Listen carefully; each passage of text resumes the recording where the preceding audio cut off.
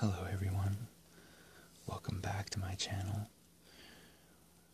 Today we're going to be taking a look at the Secret of Mana Japanese guidebook, and I've decided to make this video a soft-spoken video rather than a whisper video because it's my goal to make my channel as much as people watching would like it to be.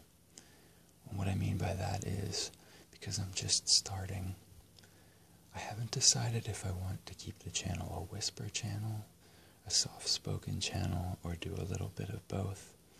So I'm relying on the viewers, which is you, to comment and let me know which you prefer, or if you would like me to do a little bit of both. So yeah, this will be my first soft-spoken video, and this is another game from my childhood that I absolutely love. I remember playing this multiplayer with my younger brother, and just loving every second of it.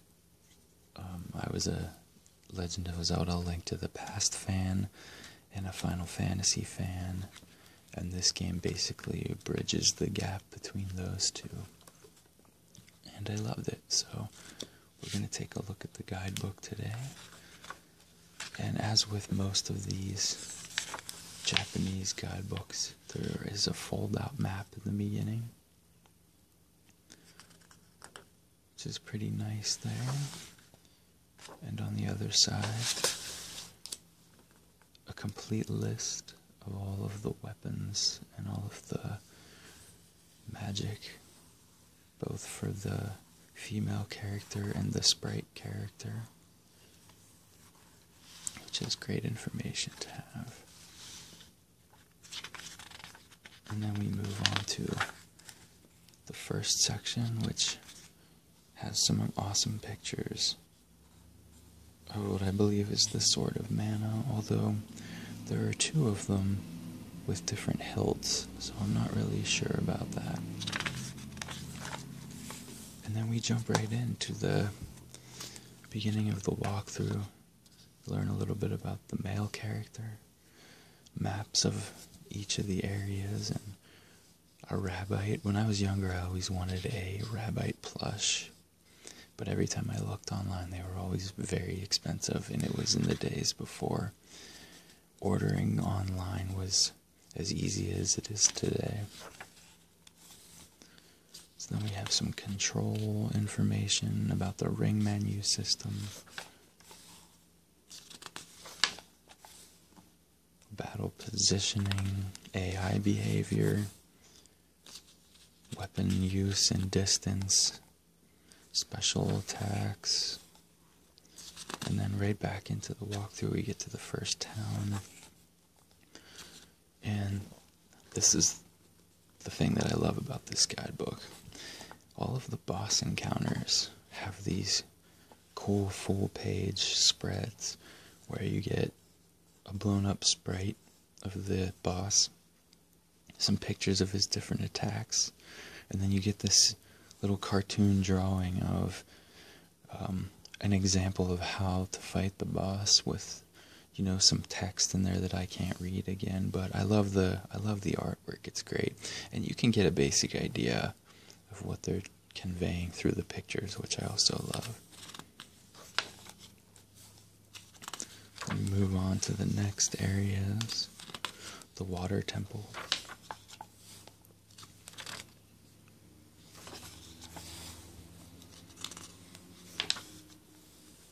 And Gaia's Navel, this area here, which is an area that you return to quite a few times in the game. Tropicalo, see again. I love these pictures. It's so great. It shows you the vine attack, the pumpkin bomb attack, how to deal with those things.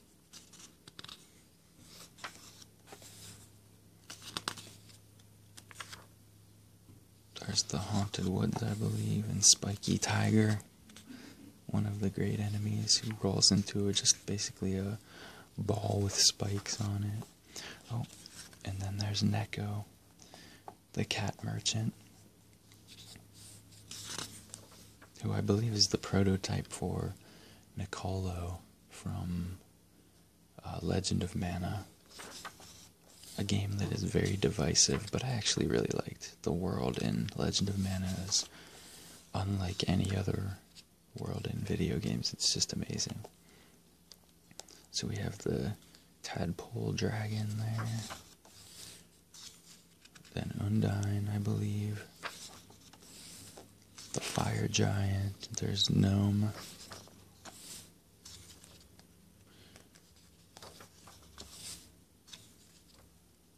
there's the demon wall, a staple of Japanese role-playing games.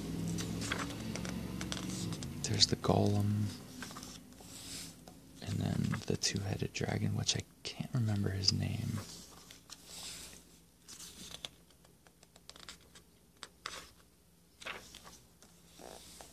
Firebeak, I believe this boss is called.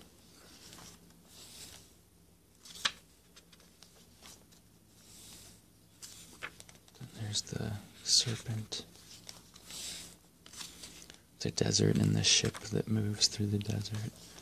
Always liked that part of the game for some reason, even though it was just a maze.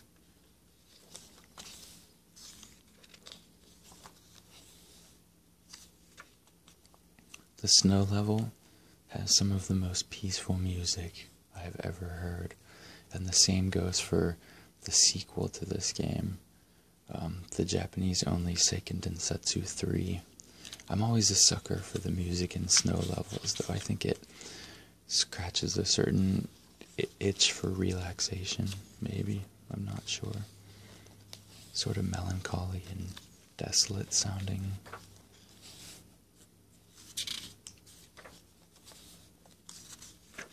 There's some more bosses. The face. It's been a very long time since I played through this game, so a lot of the mid-section I don't really remember. I'd like to play it again sometime soon, though. In fact, looking through these old guidebooks has made me want to go back and play through some of these games. Of course, I know most of it is probably nostalgia and looking at things through rose-colored glasses, but I had such a good time with these. I wonder if they would hold up.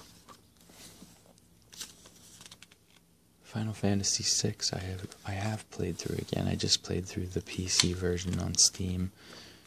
And yes, I know it's the iOS version, so it's not the greatest, but I love the game so much I didn't really care after playing for a few minutes.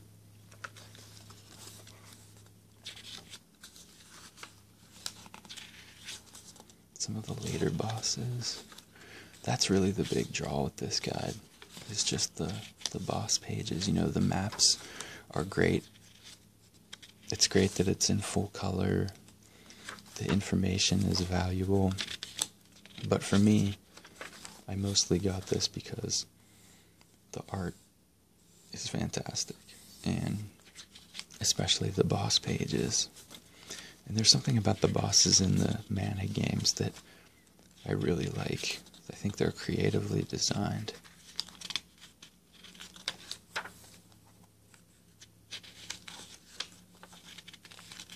Okay, we're coming to the end soon of the storyline maps.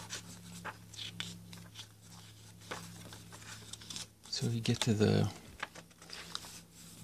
mana tree, and it's, spoiler alert, but it's destroyed.